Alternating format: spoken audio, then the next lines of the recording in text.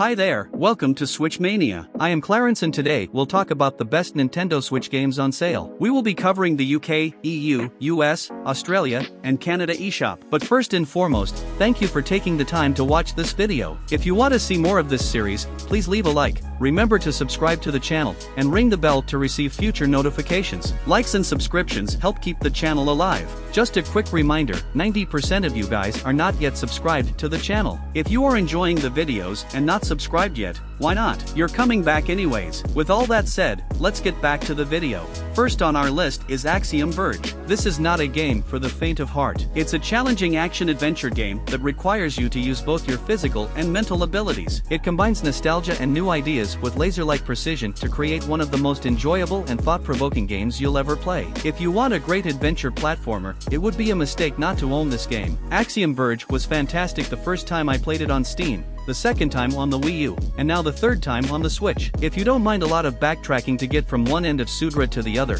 you'll find a great Metroid-inspired game with an interesting story, a plethora of weapons to suit your playstyle, and an overall good time. Axiom Verge is a Metroid tribute created by a single person who also created one of the best independent games in recent years. Next is For the King. For the King is a stylish and fun RPG, but expect the classic roguelike frustration of dying and having to restart the campaign just to get a little bit further each time. If you enjoy this type of challenge in board games, For the King is a great game to try. It combines board games and video games in a fun way that makes the best of what each does. Making characters, exploring overworlds, fighting in dungeons, and doing all of this with a friend or two is enjoyable. It's also more interesting because it's a roguelike, making it ideal for a game night. It's similar to a role-playing game without the dungeon master. It's electric in the best of circumstances, and even if you play it alone, it's a fun ride. Next up, Hue. Hue bills itself as a platformer and a puzzle game, and I think it does both well. The game's unique color-based controls are also worth praising, and colorblind players will be relieved to know that the game has a feature that will make it easier for you to play. Overall, Hue is a game worth considering if you enjoy short games with interesting stories and enjoyable gameplay. Hue may appear drab and dull at first glance, but don't be deceived by its gray tones. This game has a unique concept and a plethora of challenging puzzles that become increasingly interesting as the player progresses, not to mention a fantastic soundtrack. Hue is a great piece of art, despite its short length, and anyone who spends time with it will not be disappointed. Next is When Ski Lifts Go Wrong. When Ski Lifts Go Wrong is one of the best Nintendo Switch bridge building games. I'm disappointed that you can't share challenges online, but the content is fantastic. The more than 30 levels are simple to replay, and the sandbox mode is entertaining to experiment with. What helps is that the controls feel like they were designed with a controller in mind, rather than simply to make the game less bad. Overall, there's a lot to like about ski lifts. There are many stages to go through, and each one adds something new and enjoyable to what has come before. The presentation isn't particularly novel, but it's always nice to see developers experiment with the late 90s polycentric visuals, and you can't overstate how well the game's visuals and gameplay complement each other. When Ski Lifts Go Wrong isn't the first physics-based puzzle game for the Nintendo Switch,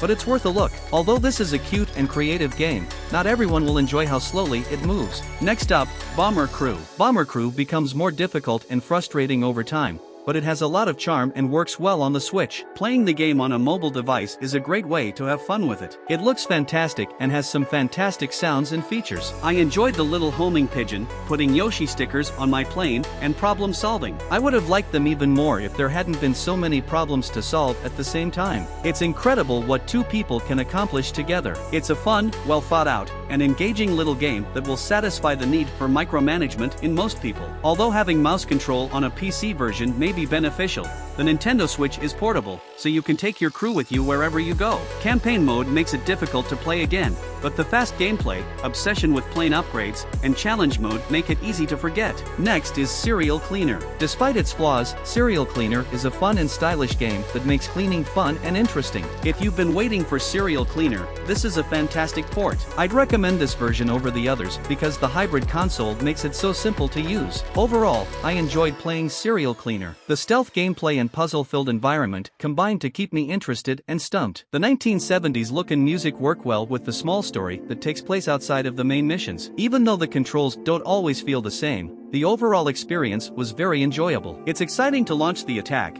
but who knew cleaning up would be so much fun? Next up, Hotshot Racing. Hotshot Racing is a rare and valuable work of art that captures the spirit of racing games from the 1990s while not being constrained by them. It's a fun game for people of all ages and backgrounds to play, and the driving system is new and modern. You can also play with other people either locally or online. Hotshot Racing is a good replacement if you miss the days of crazy drifts, loud announcers, and checkpoints that add time to the race. Even though this arcade racing game has a few flaws, Hotshot Racing gets the important things right. It's simple to control, fast, and has that one more go feeling that a game like this requires. Hotshot Racing is a thrilling experience whether you've played it before or not. Despite these minor flaws, Hotshot Racing is an excellent example of a 90s arcade game done right. Graphics, gameplay, and even sound are all excellent. Next is American Fugitive. American Fugitive is a lighthearted romp through a colorful, top-down open-world crime fest based on Grand Theft Auto. Even though the game has some issues, such as missions that are repeated and switch stability issues, it is still a fun and interesting game to play. The ability to explore a large world with a good amount of content, such as finding stashes, performing stunt jumps, and competing in time trials. Is this going to be the next Grand Theft Auto? No.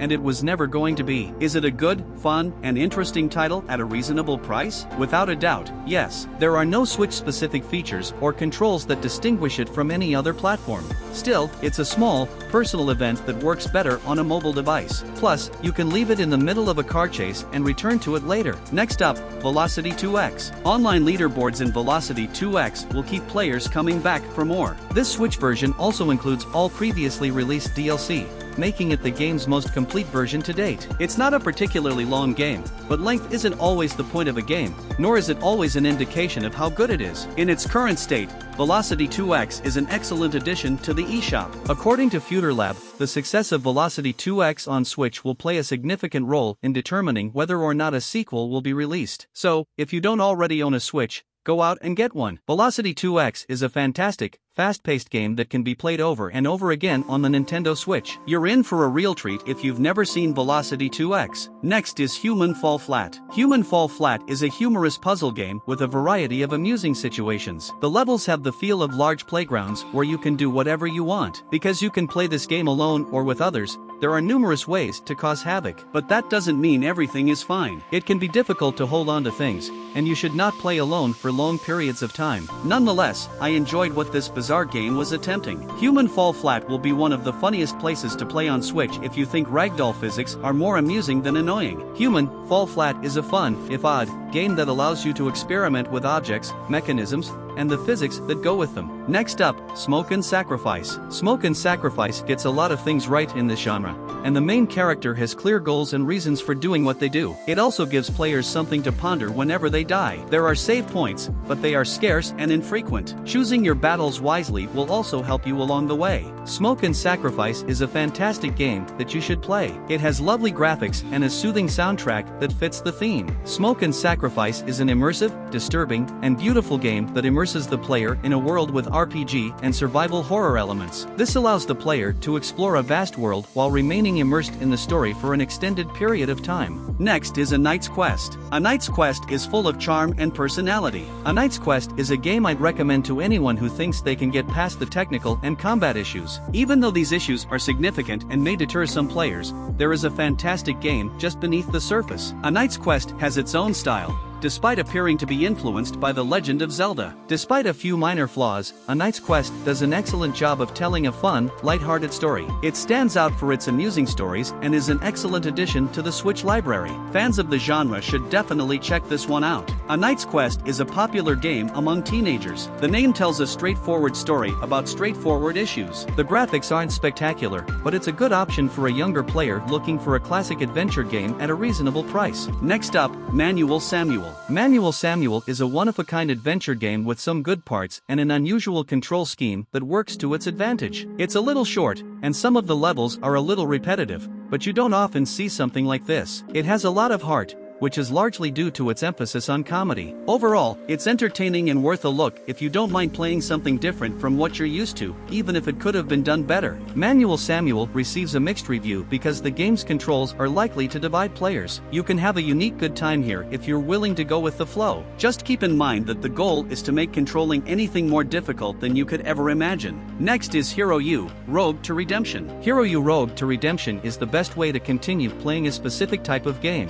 This game was created created with the help of some Kickstarter backers by the same people who helped bring classic adventure games to life. It's a great game for those who have previously played adventure games or who enjoy exploring dark, funny, and mysterious worlds. Hero U Road to Redemption is an excellent game. It's a very immersive experience with excellent writing that will have you rooting for some characters while despising others. It also allows you to indulge your rogue fantasies. Even when the main character has to study for a test or learn how to pick locks or fight, every moment is fun in a D&D-like way. This is a must-have for fans of isometric RPGs. Next up, Run the Fan. With the concept it has, Run the Fan does a good job. Although it's a straightforward game that might not be the most thrilling, it offers a good challenge that doesn't seem insurmountable. Although it just has a campaign mode, the stages are manageable, and it's interesting because it's the only puzzle game on the Switch that plays like it. You may start playing Run the Fan right away, which is a challenging and entertaining puzzle game. Planning your next move is more important than anything else. If you enjoy puzzle games that challenge your brain and demand quick,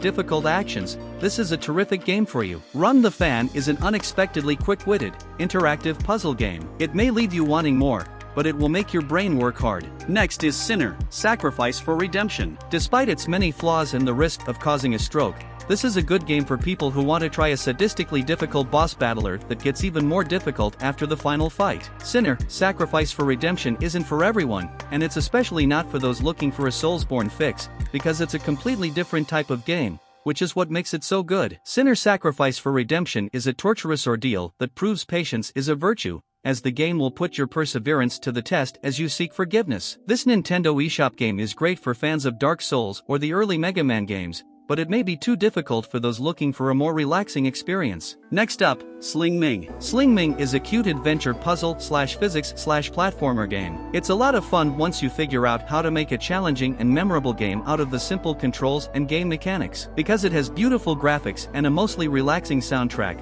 this is the type of game you might want to play for a long time. It will keep you wanting to know what happens at the end of each level. In summary, Sling Ming is a fun game that will keep you entertained for hours. The graphics are stunning, the music is fantastic, and the levels are challenging enough to keep you interested and entertained. Sling Ming is a well-crafted game that features solid physics and clever puzzles. It also has a simple, sweet story and an enjoyable soundtrack. The difficulty is well balanced, and the game's mechanics are enjoyable and rewarding for perseverance. As a result, it can proudly stand alongside the best indie games on the eShop. Next is Kao the Kangaroo. Kao the Kangaroo is a colorful platform game that anyone can play. It's a shame that it's not very original and has some minor graphic flaws that keep the experience from being as enjoyable as it could be. Still, it's entertaining to play, and if you enjoy this type of game, it's a good option. Kao the Kangaroo makes me miss how things used to be. Even though it doesn't really put you to the test, it's a lot of fun. If you want to unwind with a cozy platformer, you can't go wrong with this one. A fantastic little 3D platformer that strives to provide players with a solid and exciting experience. The core experience and story of Kao have been significantly improved and redesigned. The solid controls and strong visual design of Kao the Kangaroo should impress. If players can get past the fact that the visual quality on Switch suffers,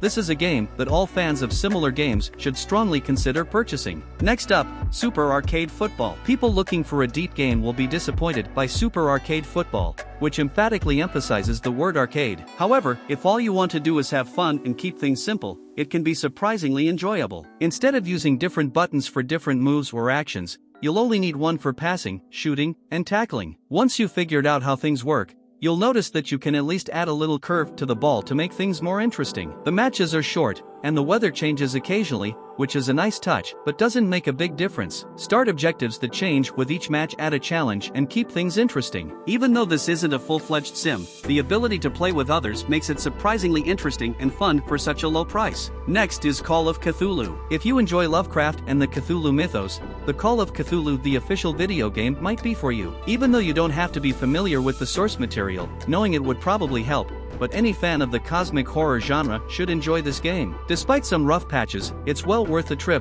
especially at this time of year. Finally, it appears that the Cyanide developers were aware of the game's strengths but wanted to add a little more variety without detracting from the core experience, which I found to be very fun and interesting. Almost every aspect of the game could have been improved, but I had a great time playing it. Next up, SnowRunner. SnowRunner on Switch is now the most realistic driving simulator available on the hybrid. It has all of the same features as the original game and is even better because it can only be played on the go. Despite some technical constraints, Saber Interactive was able to fit SnowRunner's open-world maps with a lot of foliage and detail on the hybrid. It has the most content and is one of the best-looking Switch games. Driving game fans are in for a real treat. SnowRunner will appeal to those who enjoy driving trucks and transporting cargo. It has found a niche as an all-terrain simulator and excels at it. It takes patience and can be frustrating to transport cargo through the snow-covered wilderness, but it's all part of the experience and makes a successful run taste even better. It's not perfect, however, because there are some issues. SnowRunner is still a good Switch game,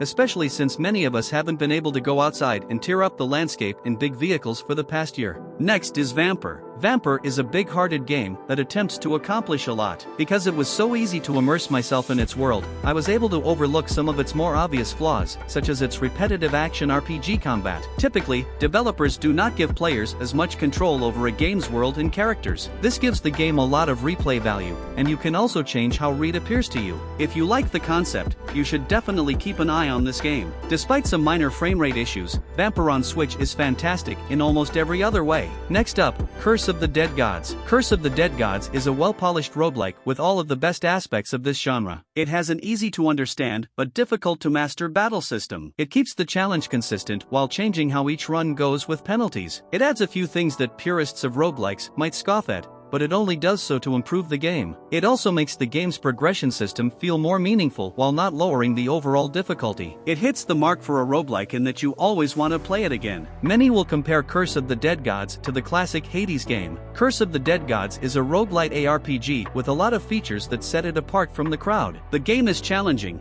but it never becomes tedious. The art is nice, and the gameplay is enjoyable. Next is Masters of Anima. Masters of Anima appears to be a fresh take on some old concepts. These concepts complement each other well, and the only thing that limits the gameplay is the camera. Even though some parts of the story are obvious, it is still entertaining and well done. It's a lovely game with a strong hook that works well regardless of how you prefer to play Switch. It's simple to recommend to fans of dungeon crawlers or fast-paced, strategic battles. The developers of the game may have been too eager to get you into fights, and they could have used a change of pace, which usually comes in the form of puzzles that make you scratch your head for a moment. But, with a loyal army of guardians under your command, it's difficult not to be amazed by the excitement of battle and how well all the different systems work together. Next is Lost in Play. The story and the immersive factor elevate the gaming experience, making each episode fun to play. The mechanics of the game does not easily make you get bored as it requires you to explore each location, and not just pointing items that you see on the screen. The puzzles are challenging, though I do not recommend using the hint all the time as it may ruin your gaming experience. The only downside that I see is that there is no level of replayability.